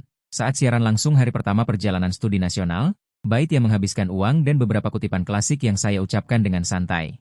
Itu memicu kehebohan di kalangan sastra. Banyak tokoh sastra besar yang berpartisipasi dalam diskusi saat itu. Beberapa orang merasa bahwa bisa mengucapkan begitu banyak kutipan klasik. Apakah saya seorang jenius yang tak tertandingi? Tetapi beberapa orang mengajukan pandangan yang berbeda, merasa bahwa anak sekecil itu tidak mungkin memiliki wawasan yang begitu mendalam, bisa mengucapkan begitu banyak kutipan klasik, kemungkinan besar ada orang yang lebih hebat di belakangnya yang membimbing. Kemudian dengan paksa menghafal. Dan Yuan Shiji awalnya adalah pandangan yang terakhir. Menurutnya, kualitas sastra perlu diasah dalam waktu yang lama untuk terbentuk. Seorang anak berusia 10 tahun. Tidak peduli bagaimana diasah, tidak mungkin mengasah kualitas sastra yang begitu kuat. Jadi hari ini dia memasuki ruang siaran langsung. Hanya ingin mengamati dengan cermat melalui perkataan dan tindakanku, dan membuktikan pandangannya sendiri. Awalnya melihat masih merasa semuanya normal, ekspresi dan gerakanku agak dewasa, tetapi juga tidak menunjukkan terlalu berlebihan. Namun ketika saya menulis bait pertama, dia langsung tahu bahwa dia salah. Pembunuhan merah dan putih pada dasarnya adalah kejadian yang sangat kebetulan. Hal semacam ini tidak mungkin dibimbing oleh orang yang lebih hebat. Apa yang saya katakan dan tulis, Yuan Shiji mengambil ponselnya. Bersiap untuk menelepon temannya, saat ini melihat ruang siaran langsung masih memperdebatkan 2 bait yang saya tulis. Tuan Yuan, bisakah Anda menganalisis 2 bait ini? Mana yang lebih baik? Melihat pertanyaan ini, Yuan Shiji dengan cepat mengetik baris kata. Saya hanya bisa mengatakan bahwa 2 bait ini sangat sempurna. Setelah selesai berbicara, Yuan Shiji meletakkan ponselnya. Saat ini, Ling Mao yang mengikuti saya kembali ke kuil Fangshan. Melihat di sini, mata indahnya berkedip terus-menerus. Malaikat kecil, bolehkah saya mewawancarai Anda satu pertanyaan? Tentu saja boleh. Saya mengangkat bahu. Tidak ada artinya. Malaikat kecil, setelah mengamati selama 2 hari ini, saya merasa Anda menguasai jumlah pengetahuan yang jauh melebihi yang bisa dikuasai oleh orang seusia Anda. Bolehkah saya bertanya apakah Anda memiliki pembelajaran dan keterampilan dari perguruan tinggi tertentu? Setelah Lin Meng selesai berbicara, dia mengedipkan mata indahnya, menatapku dengan rasa ingin tahu. Ini benar-benar tidak ada. Saya menggelengkan kepala. Lalu bisakah Anda memberi saran kepada semua orang? Bagaimana caranya agar bisa sehebat Anda? Mendengar jawaban negatif, Lin Meng tidak menyerah. Bertanya dari sudut pandang lain. Ini, banyak membaca buku dan banyak menonton berita. Kurangi camilan, tidur lebih banyak. Nada bicaraku tenang saat mengucapkan ini, Lin Meng langsung terkejut. Mengapa jawaban ini terasa begitu asal-asalan? Tidak bisa mendapatkan informasi apapun. Lin Meng dengan enggan menyerah untuk terus bertanya. Waktu berlalu begitu cepat, tibalah tanggal 21 Mei, siaran langsung berjalan seperti biasa. Jumlah penonton berkurang karena 2 hari yang membosankan, obrolan di kolom komentar pun seadanya. Orang-orang seolah-olah menjadikan pengamatan hidupku sebagai rutinitas. Sebuah komentar menarik perhatian, hari ini sepertinya hari ketiga malaikat kecil menulis surat. Menurut kalian, apakah Zhu Dinggui benar-benar akan naik gunung hari ini?